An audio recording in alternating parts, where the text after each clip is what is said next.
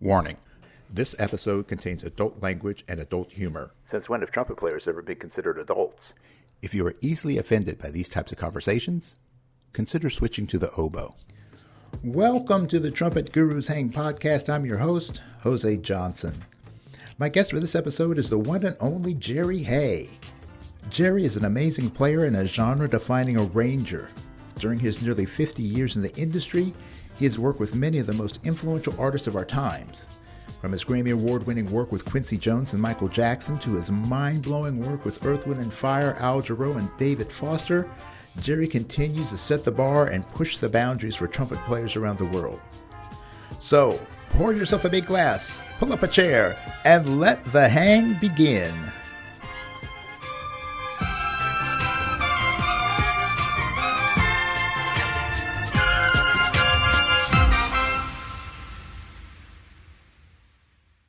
All right, and welcome to this week's episode of the Trumpet Gurus Hang, and I am so pleased. Today I have the person that has inspired me and frustrated me to no end, the world-famous Jerry Hay. Jerry, it is my absolute honor to have you on this podcast. How you doing today? I'm doing good. Thank you so much for that. I don't know if I'm worthy of all that, but thanks. Hey, well, it's all good. So, you're out there in LA, but you're originally a Midwestern boy, right? I am from small town in Illinois, and then went to Indiana University, and so yeah, my roots are back there. Yeah, I was born in Ohio, and I spent a lot of time moving around through that area. I live in Pennsylvania now, so I have not had the fortune to live in LA or in Hawaii as you have, but one of these days I'll try and get out there. Both pretty nice places. Yeah.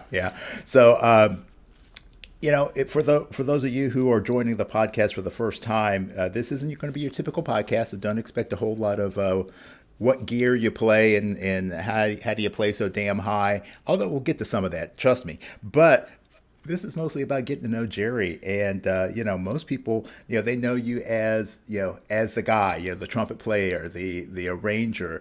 But there's just so much more to you than that, and that's kind of fascinating me. Actually, I kind of have a short list of people that I've always wanted to sit down and talk to, and you're on my top 5 list. I'm in trouble now. Yeah, there you go. And actually, we're going to get to my number 1 in a minute. That's Quincy. Quincy is the one guy I would just love to sit down and spend an evening just learning about life because, Yep, he's the man. Yeah, he's experienced so much, it's just crazy. There'll never be another one like him with the scope of his career. It's frightening. And he is equally as nice a guy. That's what I've heard from so many people. I hope that one day I get the opportunity to talk with him. So actually, let's kind of just jump right there. Quincy was kind of instrumental in getting you to that place that you're at in terms of being the go-to arranger in LA. I know that had to be a little bit frightening considering how tremendously talented he is as an arranger to come in and do stuff for him. How did it feel that first session working with him? The first session we had just moved to LA, and I mean literally it had to be 3 or 4 months, and the phone rang. Who knows how he got my phone number, but the phone rang and it was Quincy, and he asked me to come in and play on a session. I said, great, and he says, and I want you to do the arranging too. And, okay, I guess, Yeah. But, we did this tune on his album called I Heard That. And the name of the song was Midnight Soul Patrol. Not really very much. It's a little instrumental ditty. And the horns are basically the intro. And every time the intro comes around, then we do a little bit on the vamp. Not a lot, but, got my foot in the door. And he seemed to like what we did, and that was kind of how really my career got started with the arranging part. Yeah. That's so interesting because when you think about how many people trying to make it in the business, and I'm sure a lot of people listening or watching on the YouTube channel, they want to know how you get in the business, and there's certainly a level of skill, that you have to have. You got to have the chops, but there's a level of luck, and there's a level of persistence and personality. Because if you're an asshole, nobody wants to work with you after the first gig. Exactly right. Yeah. No, and you have to be prepared for that. If you get so lucky as to get a phone call from Quincy Jones, you got to be prepared to come in and do it right. Right. So you have to be prepared. Mm-hmm. You have to be ready to play. You have to have the chart right, and you have to, it all kind of has to come together. Meeting Quincy, and you have to go in there with the right attitude, and because like you said, nobody wants to work with a jerk. Some guy. I don't care how good he is, but I just later with that. There's a lot of other guys.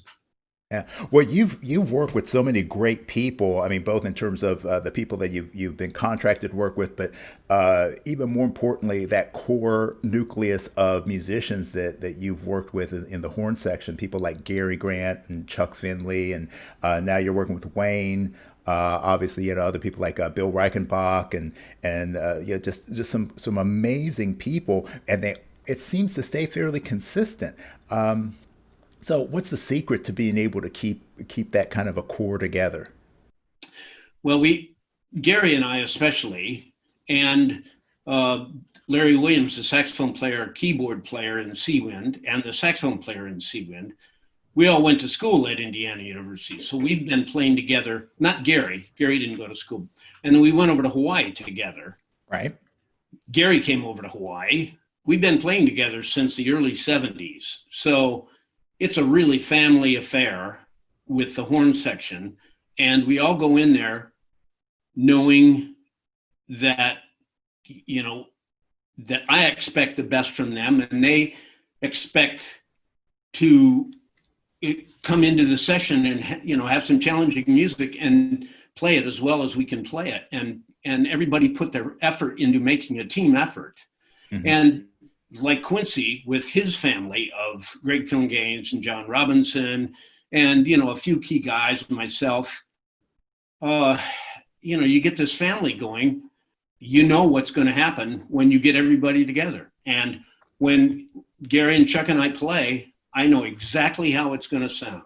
And It's exactly like I want it to sound. So, I don't have to be worried about, as a player and an arranger, I have enough problems with whether the artist who's never heard these charts before and we're walking in cold and we're playing it, whether he likes it, whether the engineer has the right balance or anything. I don't have, with Chuck and Gary and Wayne and, a few other guys, I don't have to worry about that at all. That's taken care of.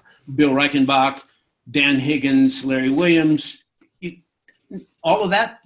We know how that's going to sound, and we know that that's going to be great. Is he engineered? Does he have the balance right? Are the microphones right? Does the producer like the charts? There's so much more involved that when you keep this family thing going, that, that takes any part of the pressure of worrying whether the section is going to be good or not out of my brain. I don't have to deal with that. Right. Yeah, I mean that makes perfect sense. That having everybody be on the same page just takes one level of confusion out of the equation. Yeah, and with your reputation in the business, I mean, obviously you kind of have a pick of the litter. So many players would love to work with you, but when you're looking at if you need to pull somebody new into a session, what are the defining characteristics you're looking for? Well, one, they have to really be able to play, and they have to be able to play the style of music that I'm going to be writing.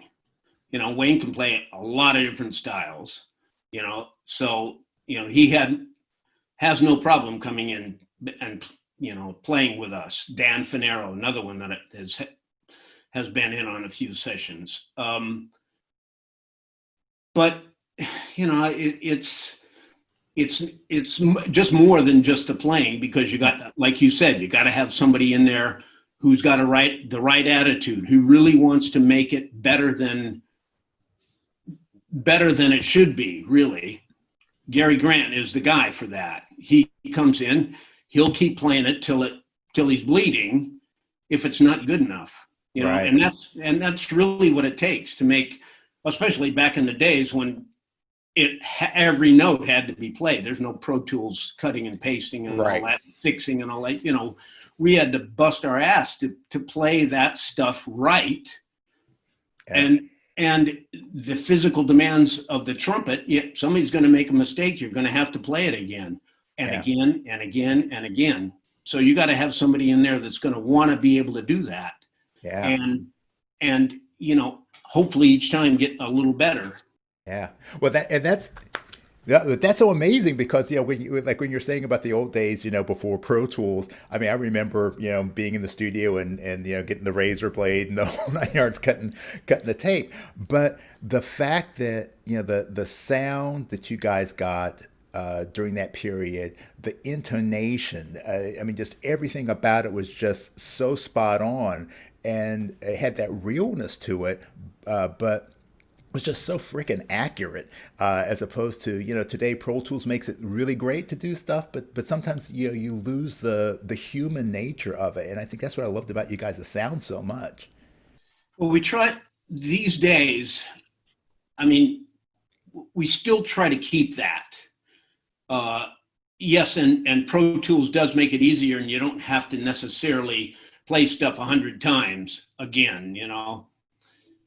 My son is an engineer and works for Harvey Mason Jr. now. Okay. And they're doing a lot of stuff. And if I have a choice, he's the guy that I want to have engineer, because he's heard my stuff his whole life. He's got an unbelievable music memory.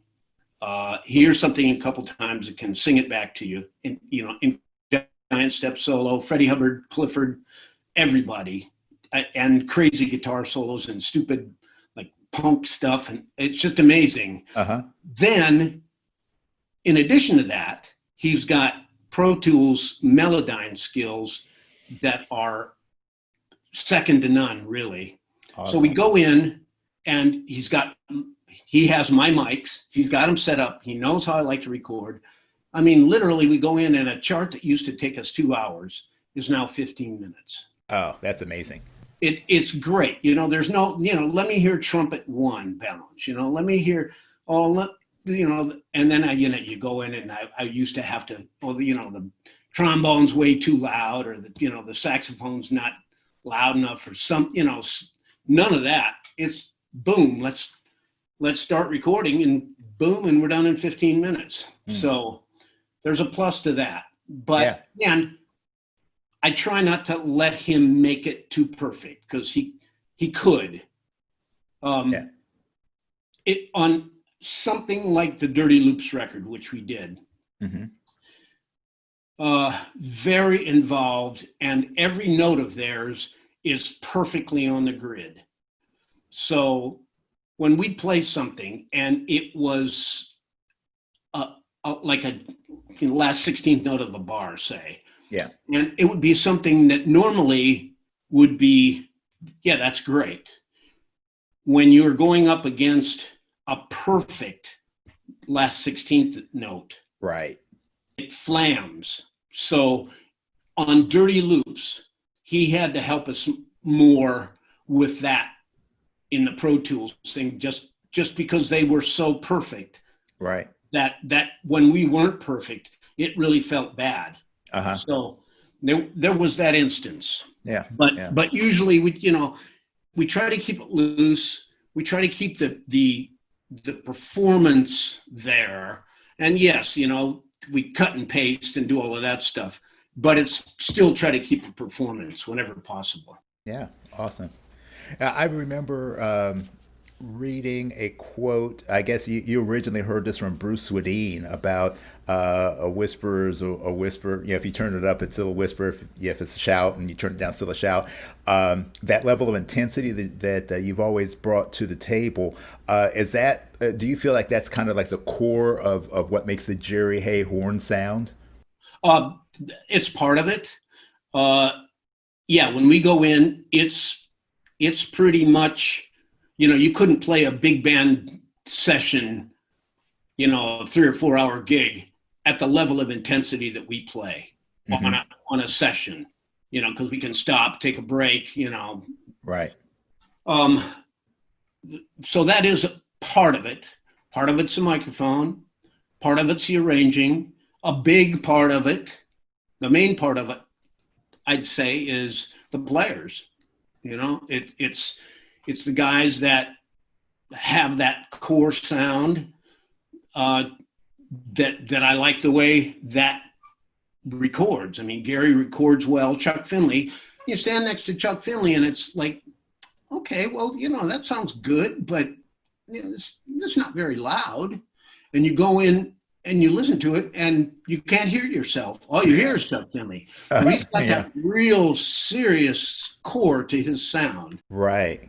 And then with Bill Reichenbach in the section, he has the full core of sound of trombone. So I basically consider him like the foundation of the trumpet section, because with him there, we sound bigger because he's got such a big sound. Right. And Charlie Loper, the same thing. He has a great sound. Guy Lou McCurry, he was another amazing trombone player. Lots of really great players, but Bill seems to have that just full, round, rich sound that makes us sound better. Yeah. Wow. Yeah. The sound is definitely one of a kind. So, over the years, when you've been, improving yourself, developing yourself, you've done so much. And I'm first of all, I ask you, do you ever sit back and think, wow, I've made, this huge contribution or this amount of impact to the world of music? I mean, does that ever cross your mind, what you've been able to do? Recently with all the social media and stuff, and I've been talking to a lot of people, and I've been doing a couple interviews in South America recently, and I'm sort of getting that, I've had some impact in the music business. But, I don't really sit back and think about, other than, every once in a while, somebody will post a tune or something. Go, oh man, it's too hard. First of all, who wrote that, all of that, who are those guys? But no, it's been great. I wouldn't have wanted it any other way, meet Quincy and David Foster and Earth, Wind and Fire and Maurice White and, all those people. It's been great. Yeah. What was or have you had one of those oh shit moments, like, I can't believe I'm working with this person? Well, when you start with Quincy, I mean, that was Yeah. kind of, he was kind of my first big thing. So, after that, everything is kind of, if it reaches Quincy's level, it's pretty good. Working with David Foster is always great. Maurice White, Earth, Wind and Fire, really, really great. What we did with Quincy, we did a couple Frank Sinatra tunes live. And it was good, but it was less kind of inspirational than I was hoping. He was he wasn't great to the band, and he came in and it felt a little constricted when he walked in the door. Mm-hmm. But, still one of those moments that, I was lucky to work with him. Yeah. Is there any artists that you kind of wish that you had the opportunity to work with, that you just haven't been able to get your stars aligned? Yeah, I'm sure there are. Let's see, right off the bat, I mean, maybe Steely Dan, maybe. Tom Scott did a lot of those, and they were great. I can't really think of any I'm sure there are lots that I just am not thinking. Yeah. I didn't know if you had like a wish list, you know. Um, so, uh, yeah, you have, because you've done so much, you've worked with so many different people. Um, do you ever find yourself like lacking for motivation? And if you do, what's your go-to source for inspiration? Uh, Lack of motivation. No, I'm pretty self motivated in that. Pretty disciplined. Um, playing trumpet, practicing every day, and doing all that, and the arranging part. I still try to add a little twist to something I do and try to make it okay. I haven't done that before. Let's try that. I still try to do a little bit and make something special out of something that we're going to do. Hmm. Yeah. So you obviously were a student at Indiana State. You studied with Mr. Adams. In Uh, Indiana University. or Indiana University, excuse me. I'm thinking about Ohio State. That's where I Oh went. yeah, no, So don't think about Ohio State. No, come you're gonna on, get me Jerry. mad with that. Come on, man. At least we both love the Lakers. Okay, so we'll stick Okay, with that's that. good. Okay, we'll stick with that. We're not going to ask you about that in a minute. But Mr. Adam had almost a mythical stature in terms of the world of trumpet and trumpet pedagogy, and from what I've heard from the people that have studied with him, that he was just as impactful to them in terms of the life lessons that he taught as it was the trumpet lessons that he taught. So, what have been your biggest takeaways from your time with him? Yeah, he was, the mythical statue that you say he deserved every bit of that and more. Um, Greatest person I've met in life. Uh, Nothing to do with the trumpet. He just he was just such an amazing person. Again, along with Quincy, treats everybody with respect. Just great attitude, and then on top of that, a hell of a trumpet teacher. He, I just can I can never say too much about him, and probably the biggest influence in my life. Yeah. Well, like we were discussing off camera before we got started, so much about of what this podcast is about is helping people to understand the person behind the horn, and it's been my experience with in music and the other things I've done in my life that your character shows through in everything you do, and those levels of impact that you make. If you can reach someone beyond a skill and help them to become a better person, I think that's where we're making our best contributions to the world. And you have certainly a reputation of being a a great guy as well as a great player and a great arranger.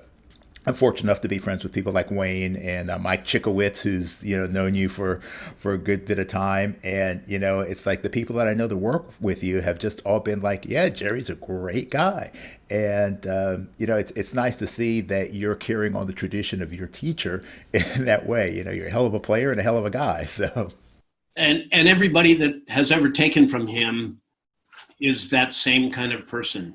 He had that much impact on everybody, nothing to do with trumpet, and there are guys that didn't do trumpet that just didn't make it as trumpet players that, went on to other things in life. And they still say he has the most influence on their life, it's not just about trumpet with him. yeah. And fortunately, he's he's taught so many great players. It was incredible. Yeah. So I mean, if you think about that, kind of taking it the next step, obviously as a trumpet player and as a arranger, you've created this, a tremendous impact on the world of music. But if you had to stop and think about it, what is the real impact that you want to leave in the world? I mean, besides your discography, I mean, what do you want people to look back and say, yeah, this is who Jerry Hay was, and this is what he was all about, and this is what he contributed? Uh, but treating everybody with respect is one thing. Being a good person, good father. I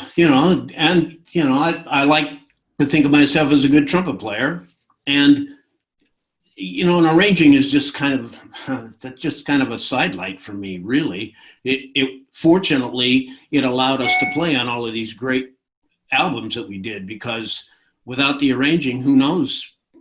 There could have been somebody else playing on those records. Right. So, it's part of it, but not as big a part of it as I'd like it to be. Mm-hmm. Although, still, I listen to the stuff and go, okay, here's what we did. What do you got? Yeah, yeah, that's awesome. That's awesome. When you think about your time that you spent playing, especially like working with Quincy, there has been a lot of there's been a lot of changes in music, since the time that you started in the industry, let alone the time you spent with Seawind. But once you started into the LA scene more, where do you see music going in the future? Do you see any new voices that are coming up? Because you guys had a very unique approach, your sound, your energy, the ranging, everything was very kind of groundbreaking in a way.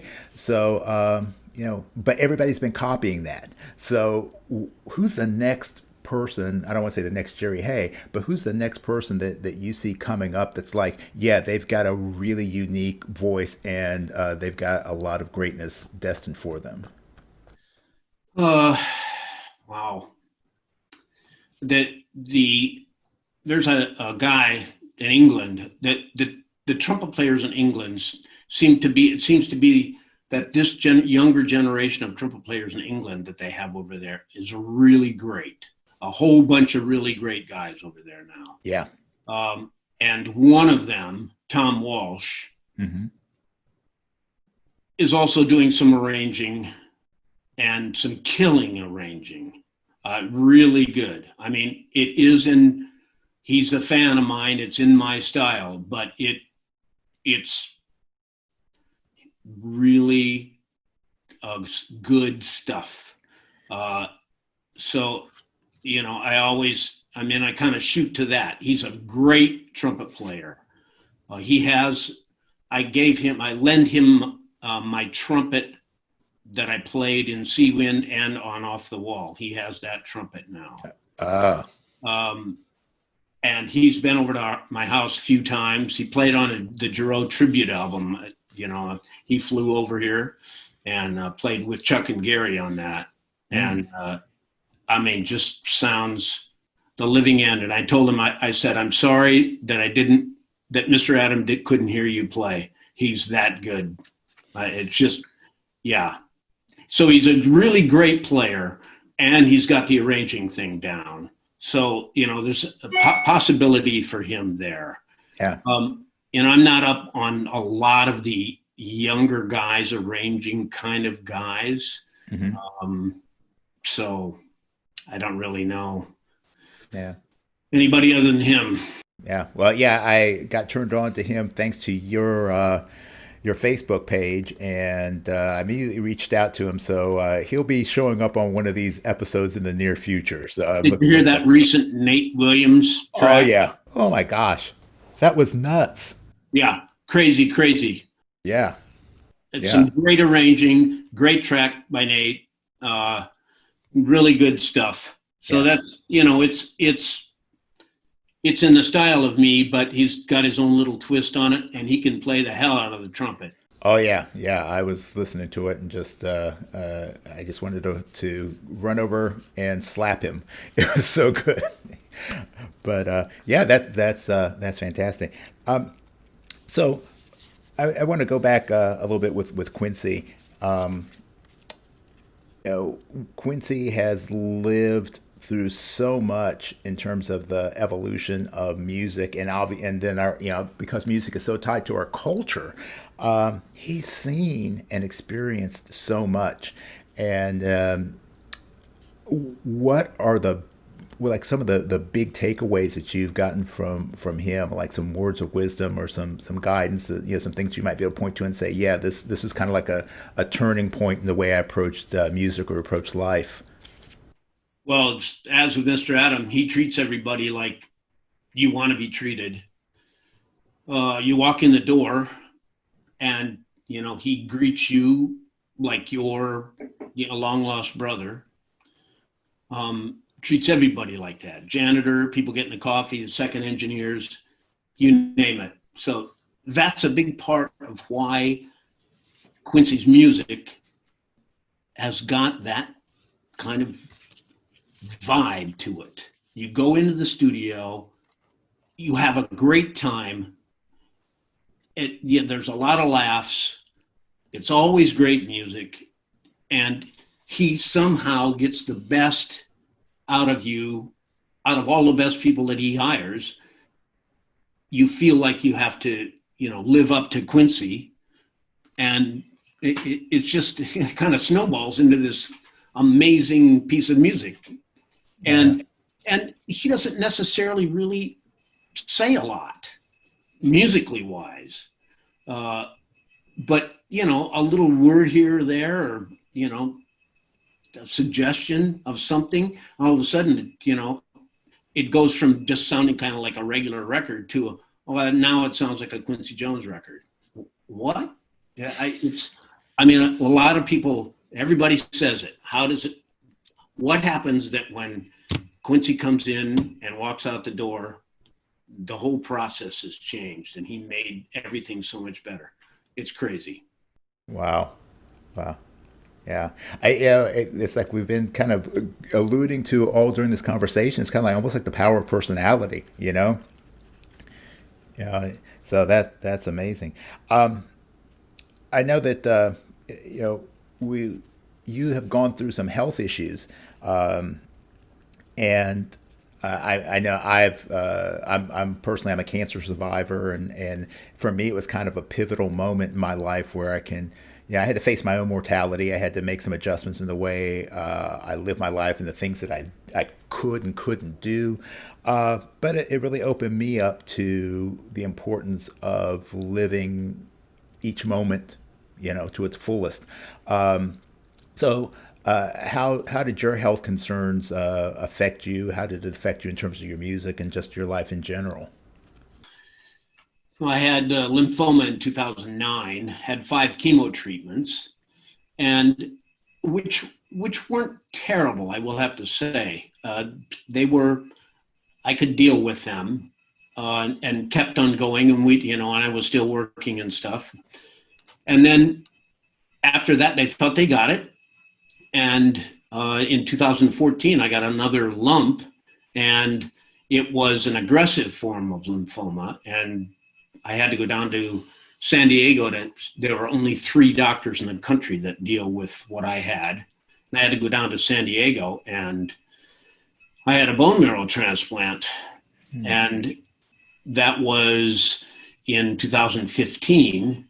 And we lived in San Diego then because, you're going back and forth to the hospital Right.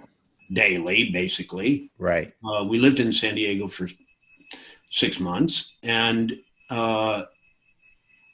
we came home. And when we got back home, I got kind of back on a little bit of a routine. And I've always been kind of into exercising, and, I was really into running. But, the bone marrow transplant, the steroids that I had to take kind of messed with my hip so that I can't have impact on my hip because it ruined the cartilage. So I can't run anymore, but I go to the gym a lot every day when the gym is open. No, unfortunately not now, but, Right. Work wise, I did, a Dave Matthews Band record. Rashawn Ross who is a good friend and a hell of a player and Yeah. great guy. He talked me into doing some arranging, and he actually came down to San Diego to the apartment we were staying in, and we worked on some arrangements together. And that was the first thing that I did when we came back here after 6 months down in San Diego, was Dave Matthews. And then from that point on, I just kind of went back into regular routine. Anybody wants me to do any arranging, no problem. I haven't been playing for, I don't know, 10 years now at least. And, I miss that, but, time marches on. Yeah. But, today things are great. I had a checkup last Friday. Everything is 100%. So that's I that's can't ask awesome. for anything more. Yeah. But it does make you take a look at, where you are and how much longer you have around, and, family and all that. Yeah. Yeah. Well, it's like I said, it helped me to just, I always I always thought I was a pretty good person, and I thought I enjoyed life pretty much, but it just, puts everything into perspective, clarifies things, solidifies some things, and, finding the joy in the small things. And I know that you have a couple things that bring you joy, one of which I am enjoying right now. I'm having a nice little glass of red wine here. I am nowhere near the master of wine that you are. I understand you have a quite prodigious collection of wines. I was going to get a bottle of Chateauneuf du Pape, which is one of my favorite French wines, but my budget wouldn't afford it right now. So how did you get started in wine, and what is it that you find so fascinating about it? Uh, when we moved to LA, it wasn't drinking at all. And I started working with a jingle composer named Don Pystrup, who just a fantastic guy, a great writer in any style, every style. And he was kind of the busiest guy in town. So I started working with him, and he happened to have an 8,000 bottle collection. He Hi. started collecting in the early 60s. So wine back then, you could buy, top quality wine, like, 61 Lafite Rothschild or Mouton Rothschild for, $5 kind of, Hi. Yeah. even back then, $5 was cheap. Yeah.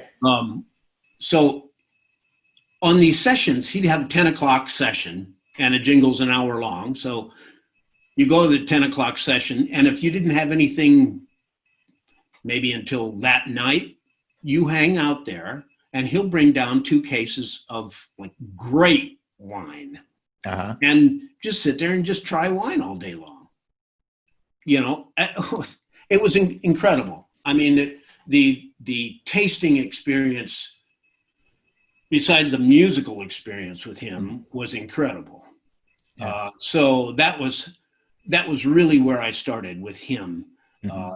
He made me buy my first big case of wine, which was a 1978 Domaine de la Romani Conti assorted case, which back then cost me $1,000, and $1,000 to me then was like, you're kidding. I'm not spending that much money. Well, that case now, if I still had that case, and I still have a couple bottles from that case is probably worth 150,000 now.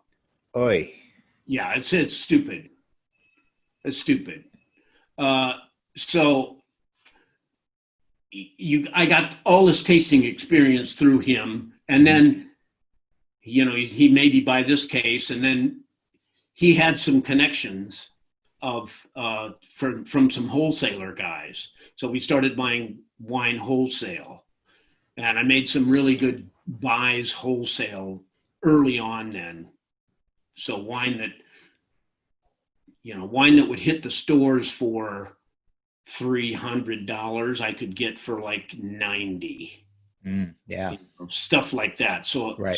Back in the 80s, I bought a lot of really great wine at wholesale. So that's really where it all started. Yeah. Where's your collection at these days? I have a little cellar across the hall here. I don't know if you can. I can kind of see that. Okay, let me. Uh-oh. We're getting a tour. Ah, Little bit there. a little bit there. So that can hold about 300 bottles, I guess. Uh-huh. Um, and then I have some storage, a professional storage situation that I've had since 1978 Mm-hmm. uh, in San Fernando Valley, and I have it's winding down a little bit now. I probably have 2,000 bottles there of kind of pretty great stuff. All right. Well, when we get done with this call, you can give me the location and the security code, and I'll keep it safe for you. uh, well, I know what. So if we think about like with wine, just like with trumpet, it helps to have a good mentor. It helps to have a good place to start. And you told us about your first mentor, but yeah, I'm lucky. My wife, her best friend, my wife's from Romania, and her best friend who still lives over there is actually has her PhD in wine and winemaking, and so she's been trying to educate me on the nuances of wine.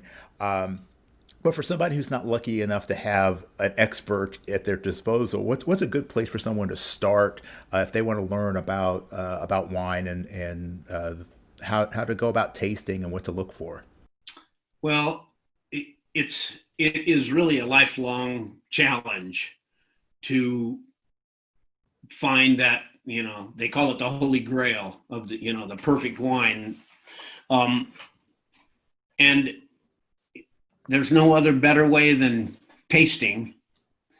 And, you may love a wine that I hate. It's happened a lot of times with dinners that I go out with, guys, and they'll bring something and I take a sip of it one time, and it's a 100-point rated wine by a lot of people. Mm-hmm. And I said, I'm sorry, I can't even drink this. It's like, way too much of everything. And then the wine that I brought, he doesn't like. So, it's you have to sort of, by trial and error, just find out what you like and where if you like Cabernet, if you like Pinot Noir, if you like Italian wines, Spanish wines, or, some great Malbecs now coming from all over. Right. So it is really a trial and error. And I've done a lot of reading. I've been, taking Burgundy is really my favorite area. And, Mm-hmm. I've been subscribing to as many different things about Burgundy, and buying books and reading books and looking at listening to podcasts, and Zoom things now are coming on. And so it's still, it's a lifelong education, basically. Yeah, that's cool. Yeah, my wife's family, her family still lives over there. Her father and her uncle have a vineyard, and they grow Malbec, not Malbec, Merlot. They grow Merlot there, when I was over there last year, it was just, or 2 years ago, I guess it was amazing to just have fresh. I mean, not like super vintage stuff, but just having like a fresh, clean wine that was grown and made right there. And yeah, there was just nothing like it. So, yeah. So I want to learn more myself. So I'm going to be doing a lot of, like just with trumpet, you have to do a lot of practicing your scales with this. I've got to, got to do a lot of, practicing. That's kind of good practicing, though. Well, you balance it, It's It not doesn't great. hurt quite as much. There you go. Good point. So another thing that I know that you enjoy outside of the world of trumpet is the world of hoops. Yeah, you're a Lakers fan. I have been a Lakers fan since probably the early '70s when I started getting interested in sports a little bit more. And I kind of took a detour during the Jordan Bulls years. I mean, who didn't, except for maybe you. But what is it about basketball that you like so much? I mean, what draws you to it? Uh, in Illinois is a big basketball state, Right. and I played basketball. I was too short and not very good in high school, but our high school team was my junior year was made up of these guys that had gone to a Catholic grade school together, and they had like a, I don't know, 40 or 50 game season in grade school. So these guys were playing together, and the tallest guy was 6'1" on that team. And they only lost 2 games that year, and they lost twice to the same team who finished second in the state that year. Mm-hmm.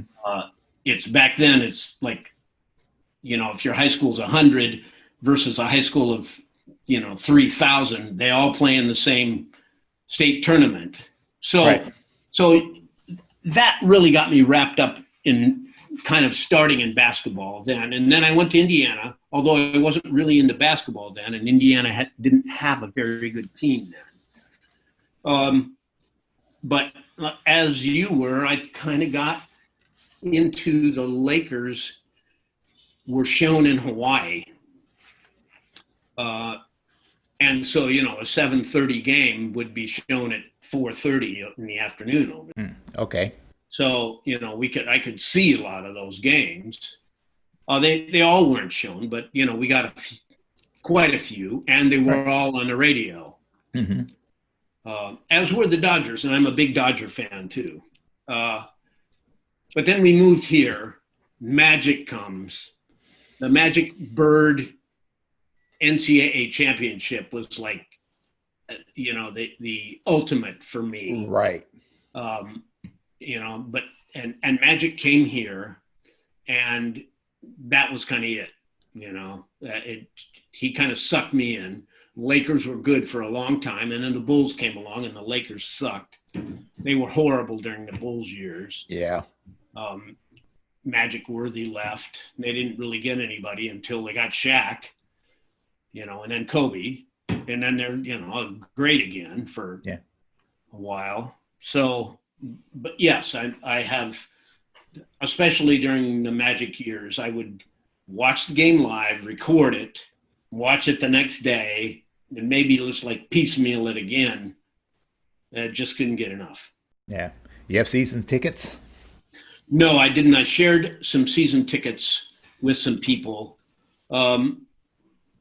especially back then. As much as I was working, I couldn't really do that. Yeah. And so, no, I didn't. I had, I don't know, the one year I think I had 14 games or something for a couple of years that I shared some tickets.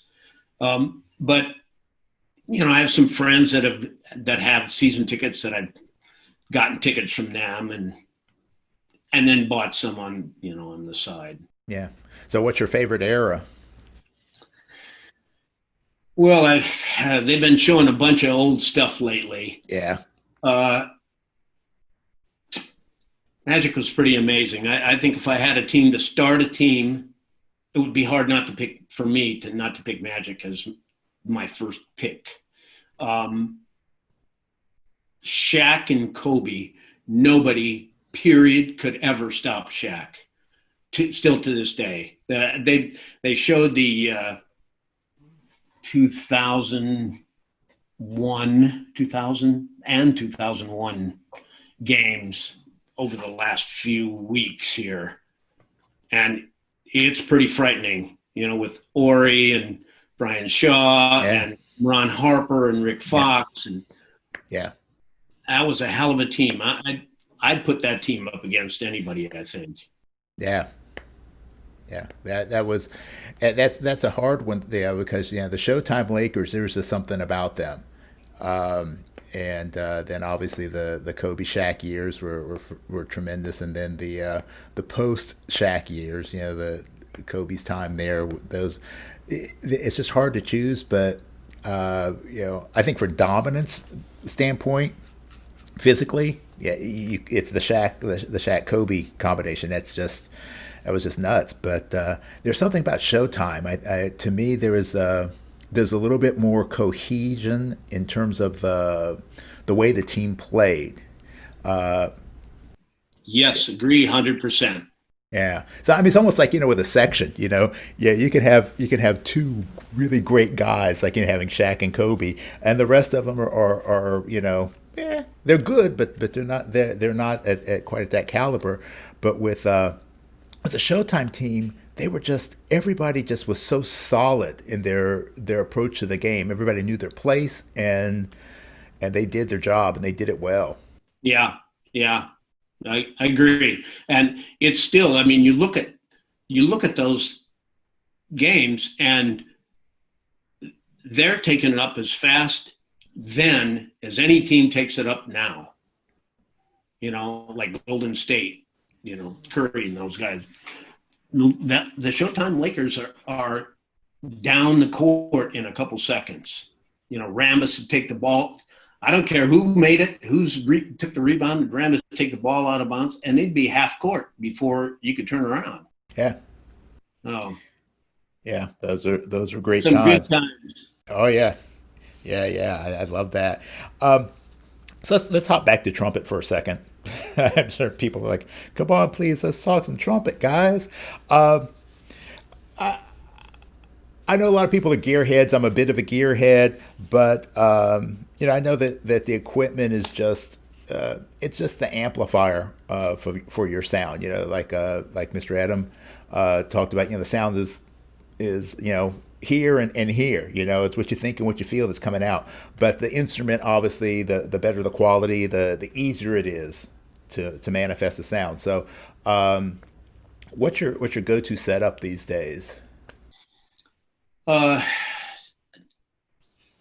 Mr. Adam is a Bach guy, kind of period Bach guy. So, I started with him. I was playing a Shoki before.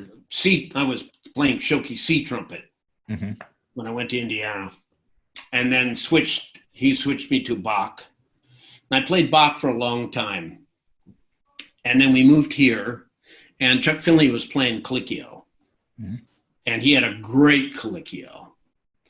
So Gary and I got Colicchios, and we played Colicchios for a while. And then we eventually switched back to Bach. I like Colicchio sound. Bach seems to have a little fuller sound to me. It's got a little richer sound than the Colicchio. Colicchio's a little more intense, but both good trumpets. But for me, Bach trumpet, 37, and a 3C mouthpiece, and that's it. Yeah, yeah. You're using the sterling silver bell for a while. Are you still playing on I those? did. I did for a while. It was a really free blowing horn, heavy. But we did that sterling silver ad thing Right. Charlie Davis and Gary and Larry made. So, we got these new horns. So I played that for a while, but then went back to the horn the Seawind horn, the horn that Tom Walsh has now. I went back to that horn, which is a horn that Mr. Adam and Charlie went up to the factory and picked out for me. Oh, that's nice. So yeah, so it was a kind of a decision between two horns for the two of them, and I think Mr. Adam picked one, and then I got the other one. Oh, nice. Yeah, one of the things I just love your playing to begin with, but one of the things that I really love is the sound that you get personally and in the section with flugelhorns. I think it's just the most amazing thing in the world. I mean, what's your flugel setup like? well, back then it was a Queenon. Mm-hmm. Bill Reichenbach had a great Queenon flugelhorn for some reason. And I said, okay, well, I'm taking that. So I had a Yamaha flugelhorn when I was over in Hawaii and we're here. Chuck had a Queenon. So, we were trying to get that matched sound, balance, and, back to that again. So Chuck had a Queenon. So Bill had this Queenon flugelhorn that I still have to this day. Queenon, and I think it's I don't even know what the mouthpiece is. Might be, but it's like a Bach 3 rim. Right. But I don't know what I don't think it's a Bach mouthpiece. I don't know. It might be a Shoki mouthpiece even, or it might be a Yamaha mouthpiece. I don't know. But then when we did the Barbra Streisand stuff in concert in Vegas in 2000,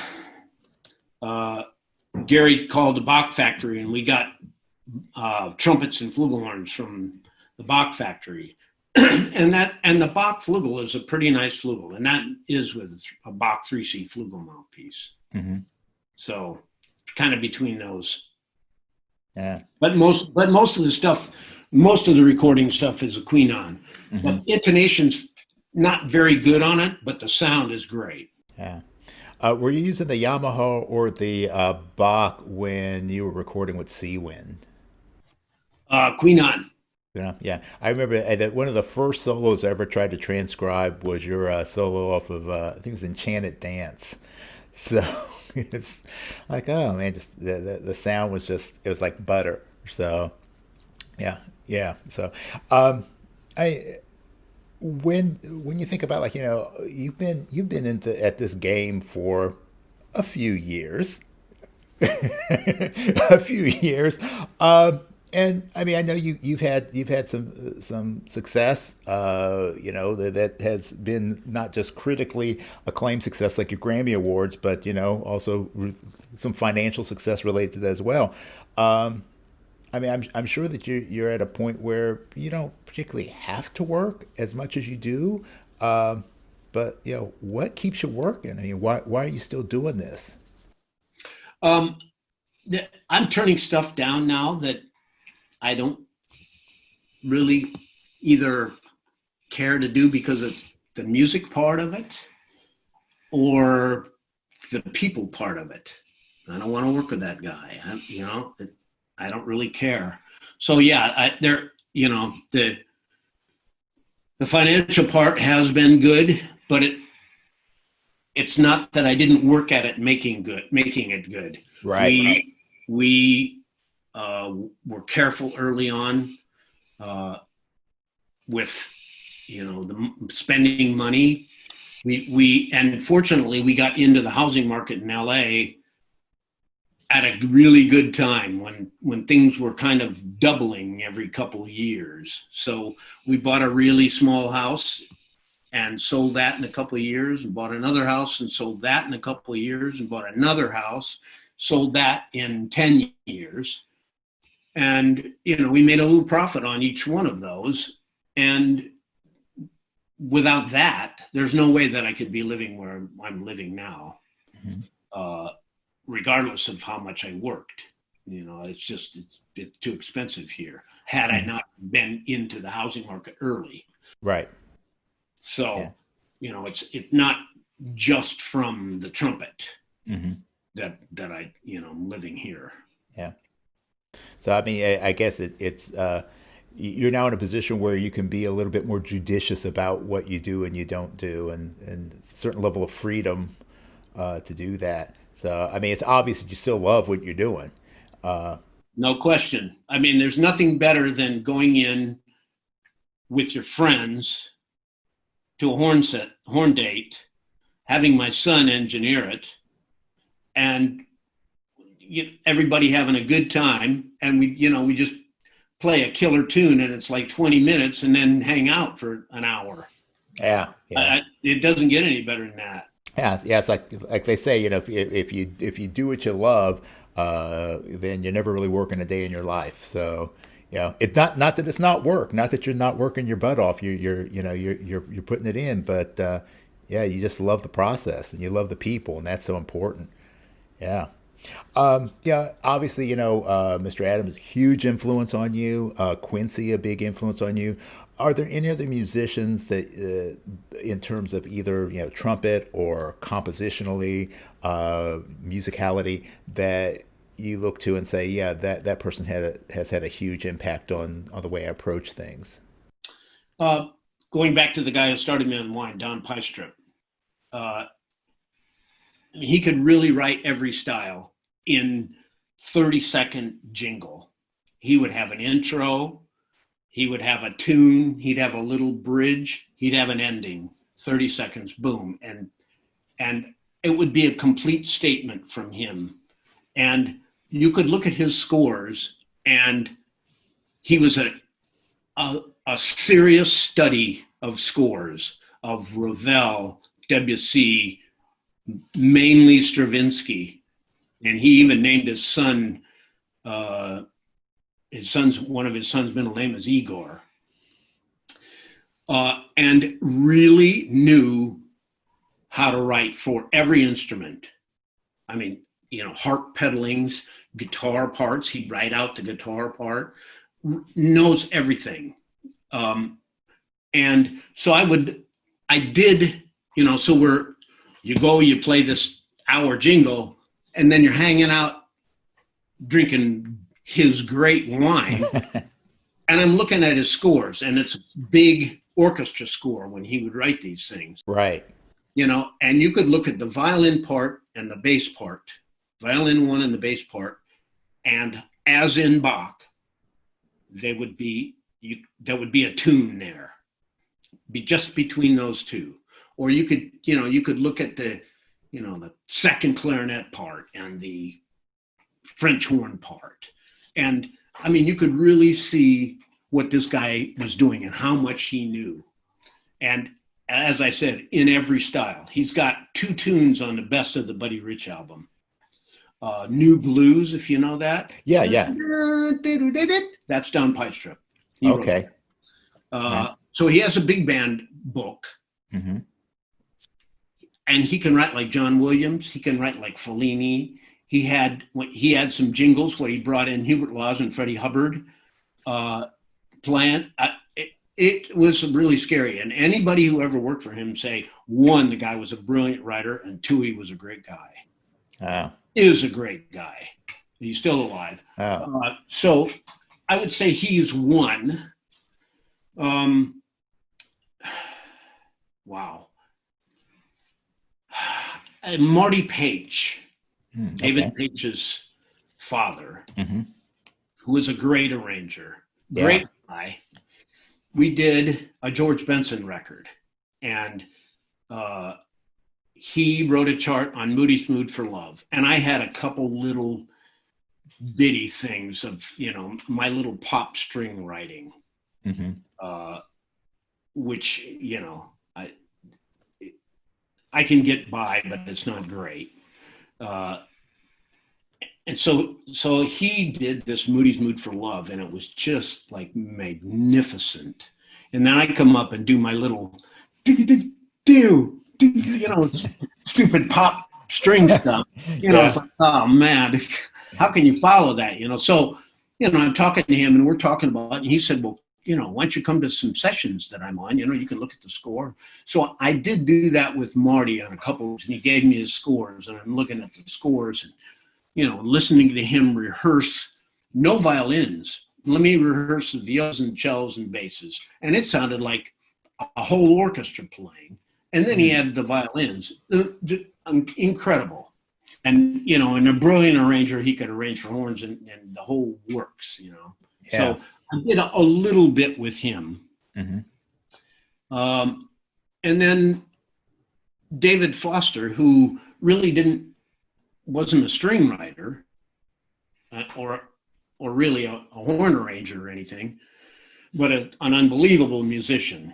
Right. So we did some horn and string stuff together that, so I kind of learned via him a little bit. Right. From that. Yeah. And he learned from me as well, the horn part.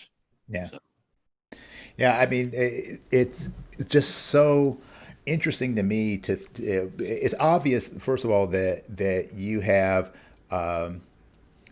a desire to learn, to absorb, and to improve yourself. And I think sometimes it's very hard for people, particularly when they're, in the upper echelons of their specific endeavors, to still keep that knowledge, that thirst to grow themselves.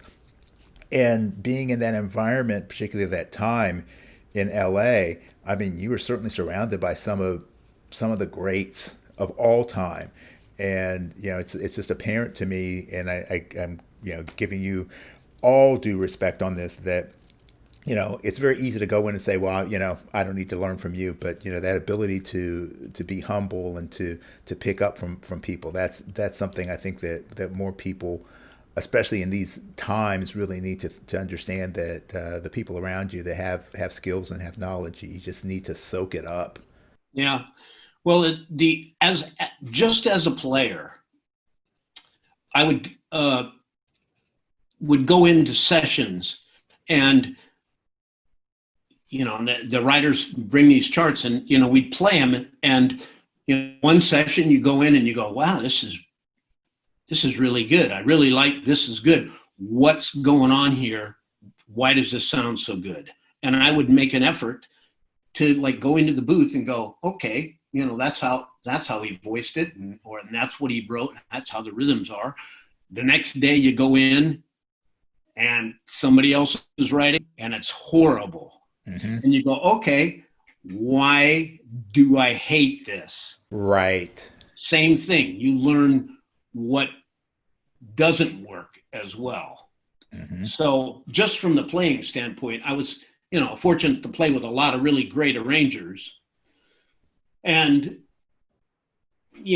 kind of learn what they did that made it feel good. And I got to play with some guys it was horrible, that it was, one, it was hard to play, and two, it didn't sound very good, Mm-hmm. So I had that opportunity to get it from both sides, just from the playing point. Yeah. I have to ask you this question, because this is I'm trying to keep things flowing around, but I just have to go this direction on it. One of my favorite arrangements that you ever did, some of the best playing and arranging, is from the Tubes' Outside Inside. There's that 3-song run with Monkey Time, Wild Women of Wongo, and then Tip of My Tongue. Wild Woman of Wongo, the first time I heard that, I just about fell over. The horn solo part in there was just so amazing. Where in the world did that come from? So, well, it's Wild Women of Wongo, so kind of anything goes. Yeah, right? exactly. So we got the elephant sound on the Wild Women of Wongo. Yeah. So that's Yeah. Chuck Finley's playing trombone on that. And that was just a ferocious sound, and that particular sound in the studio, it was so loud. It was ridiculous. But the soli part, so that the band, except the drums, so it's the groove of the tune is da-da, da-da, da-da, da-da, da-da, da-da. That's the groove of the tune. Okay, so the drums in that section, the rhythm sections of the guitar, bass still play da-da, da-da, da-da. Drums are playing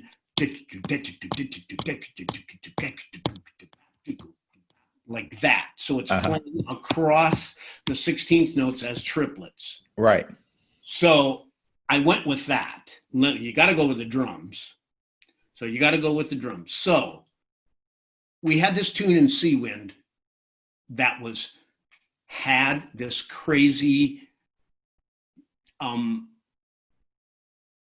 not melody, the horn solo part. That was sort of why I went there. and it's sort of a Frank Zappa moment. Mm-hmm. Uh, so, I just did it, and Foster, they all loved it. So Yeah. that's kind of crazy. We did there's some like a half speed thing in there and some back and forth. Right. So, yeah.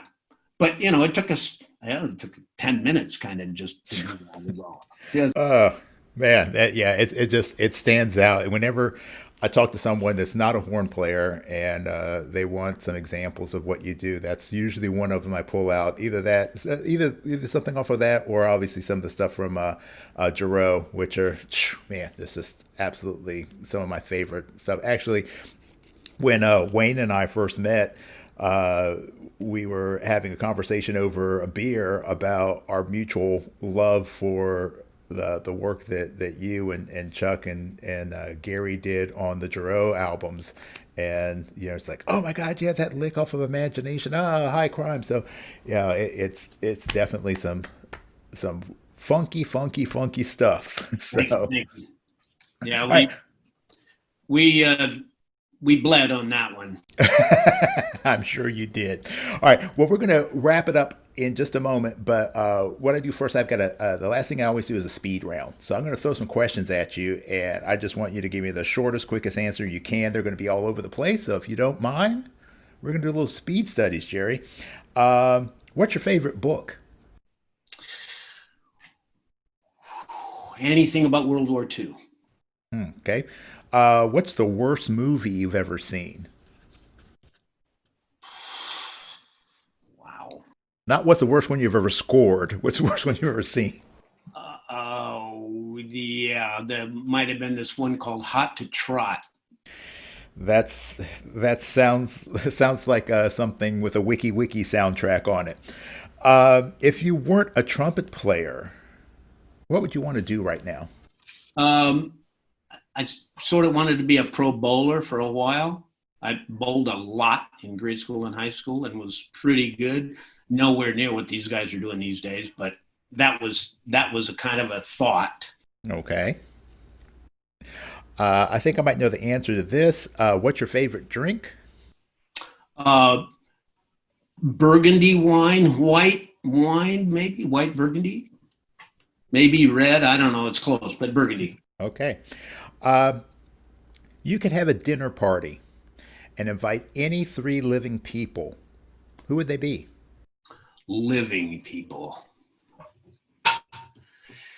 Quincy. Uh, ooh.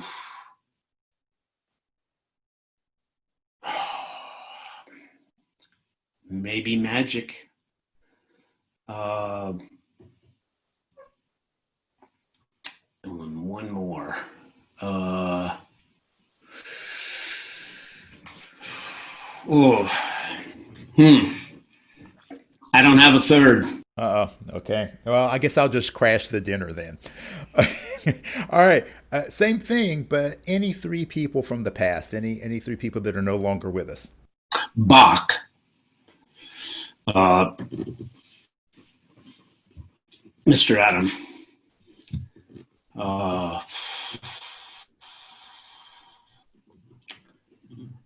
um, I don't know. Uh, Hitler, just to kind of mix Yeah. things up a little Yeah. bit. Oh God, I might serve him a little poison now. Yeah, there you go. I think, what the hell were you thinking, guy? Um, we're gonna skip this one. What's your favorite quote?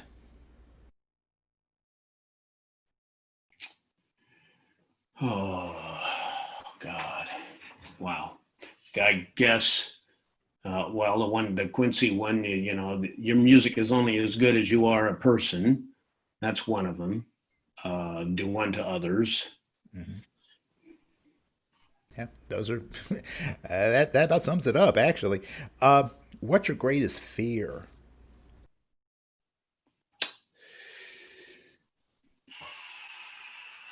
Well, recently, after all the cancer stuff, is how how much mortality rate. I have a 9-month-old granddaughter now, and what am I going to get to see her do? That's, I don't know if it's fear, but just you know. Yeah, yeah. It's something that concerns you, and yeah, yeah, absolutely. Um, you could only have one superpower. What would it be?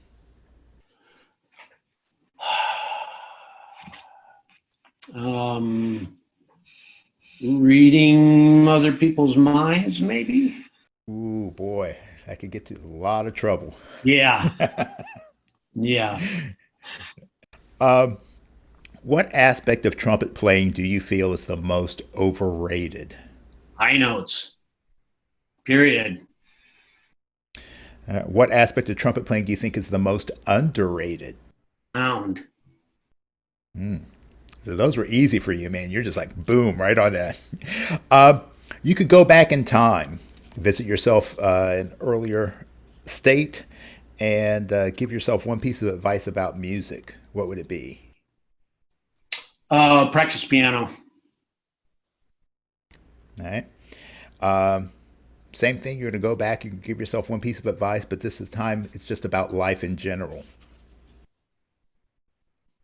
Uh,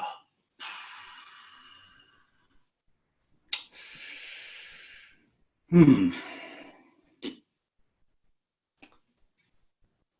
I'm pretty good on that one. I've. Uh, I don't know. I'm a blank on that one. Well, that's okay, man, because you've lived a full life. You've made a lot of tremendous contributions. You've influenced the lives of a lot of people, and I'm just even speaking for myself. I've had three big influences on the trumpet. The first one was Herb Alpert. Uh, yeah, because it was just cool. He Herb's not a great trumpet player, but you hear one note of Herb Alpert, and you know who it is. Yeah, it was the Tijuana Brass. They had a Tijuana Brass play along book. It was all very cool. Second one, like many trumpet players, Maynard Ferguson.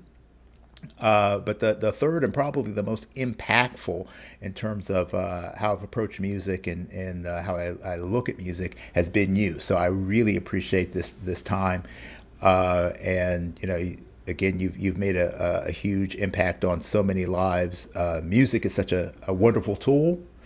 And times like this when things are just a little bit crazy, I think we can all come together under music, and there's a lot of healing to be done in that. So I want to thank you for your contribution and for making music so much enjoyable for all of Oh, us. thank you. Very nice of you. Thank you. All right.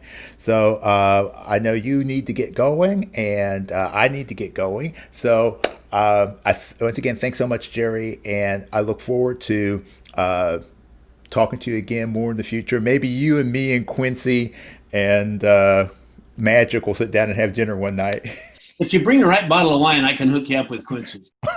Oh well, you tell me the wine and I will find it. All right. So thanks again, Jerry, and for everybody that's been out there listening to us. Thank you so much for spending some time with us. And peace and slide grease. We are out. Hey, thank you so much for hanging with us today. This podcast is all about creating connection through our mutual love for the trumpet life. I hope that you learned a few things about today's guest and had some laughs along the way. Don't forget to give us a review. We love those 5-star ratings. And please share this podcast with your friends. We want to see our hang grow for show. Have a suggestion for a future topic or a guest? Hit me up at thetrumpetgurus@gmail.com. Our opening theme was written and performed by Lexi Signor, and all other music comes courtesy of The Greatest Funeral Ever. So in the words of W.C. Handy, life is like a trumpet. If you don't put anything into it, you don't get anything out. So go out there and let your trumpet sound. And I'll see you at the next hang.